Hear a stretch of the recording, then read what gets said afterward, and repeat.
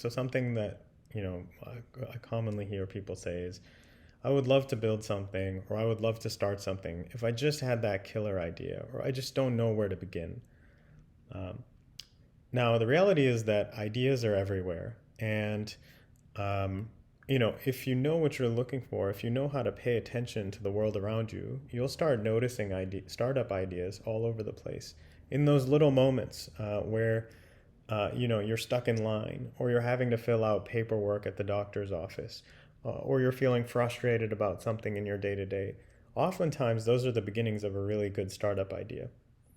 At the same time, sometimes there's moments where you have to actually just generate an idea from scratch, or you need to do some brainstorming with your team to figure out, uh, what is a good idea. In those moments, it's helpful to have some structured frameworks to follow, because it's also really easy to come up with bad ideas.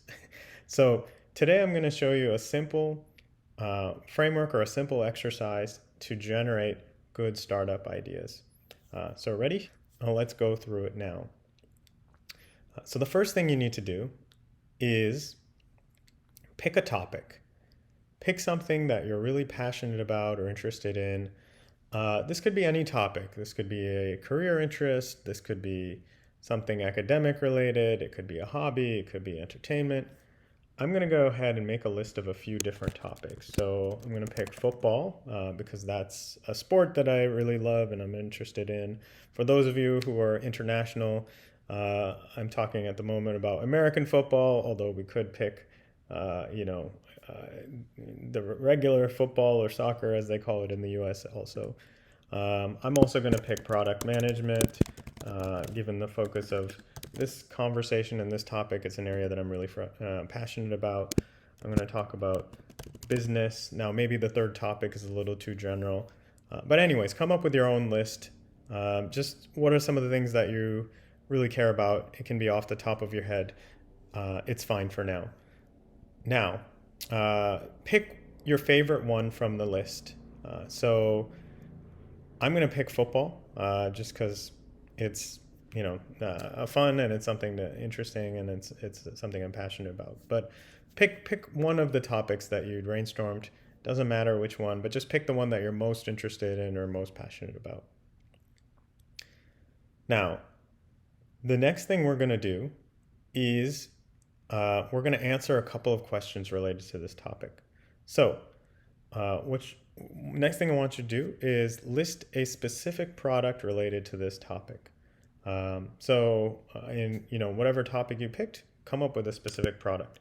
In my case, I'm gonna select a Eli Manning football jersey. Your product might be a little less specific. It might be more specific. And for those of you who don't know who Eli Manning is, I'm a huge New York Giants football fan. So he's used to be the quarterback of the New York Giants. So I picked Eli Manning football jersey. Your topic could be something different. Your product, excuse me. Now, next question is who uses the product from that you identified? So by who, I don't mean specific person.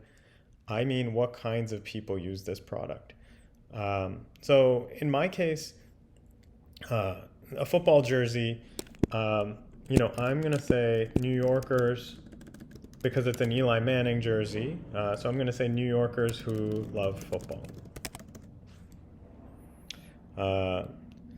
Now, you can pick what kinds of people you think love, use that product for whichever topic you selected.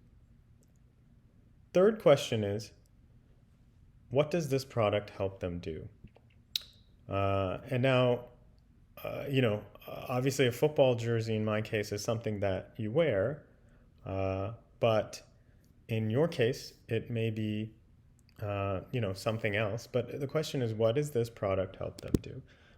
So if you're a sports fan, if you're wearing a football jersey, there's two things that you're trying to do, and there may be others, but these are two that come to mind. One is you want to support your team. That's part of why you're wearing that jersey. You want to show that you're a fan of this team. The second thing is you want to be part of a community. Um, and that's the other reason why people wear jerseys or even are football fans in the first place. That's the underlying need. They're being part of a community. Now, last question for this section is, answer this. Wouldn't it be great if this product was? And some common answers here could be easier to use, faster, cheaper, more fun. I'm going to say more fun. Wouldn't it be great if this product was more fun? Now that's it. Now you've answered all the questions we need to start generating your first good startup idea. Now here's what we're going to do. We're going to put these pieces together, and this is how we're going to do it.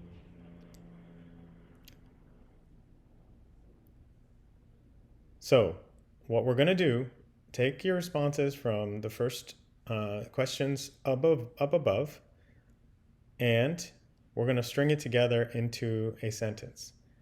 So how do we make it 10 times? And take what you put up above for the value prop, for the customer, and the need. So in my case, it becomes, how do we make it 10 times more fun, because more fun is what I picked, for who's the customer? That's who you said earlier was who uses that product, for New Yorkers who love football. 2, and then I'm going to pick support their team. So just to recap, you take the customer, what does this product help them do? And you take, this, which is essentially, D is essentially your value prop. This is your customer. B is your customer. C is the underlying need. And D is the value prop. So when you put these things together, you're basically making a provocative question that you're later going to answer that essentially takes a customer, a need, and a value prop.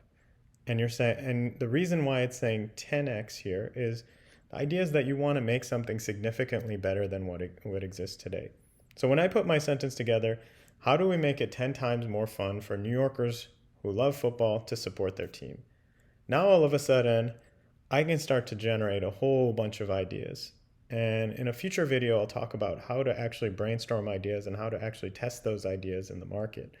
But this is a much better way to generate ideas than to just start from nothing. And why is it better? Because, one, we started from a group of people we started, first of all, with a topic that you are already interested in and passionate about. So that's one filter.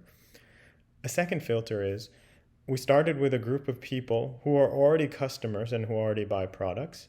And we already have a sense that they have a need to support their team. And we already have a potential value prop. So it passes some of the filters up front that oftentimes people get wrong, because a lot of times where people fail is that they start building something that no one actually needs. So is this the exact right idea? Is this the exact thing that we want to build right now? No. We are just at the first step.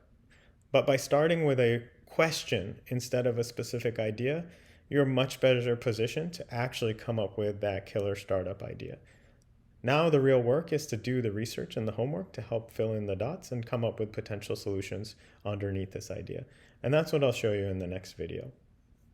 So thanks for listening, and hopefully you get to try this exercise. By the way, you can repeat this exercise as many times as you want. You can generate dozens, hundreds of ideas across all different topics. And then you can start to pick your favorite ones and then go deeper on those. So stay tuned for more content, and if you enjoyed this exercise, feel free to subscribe to this channel, and I'll post more videos.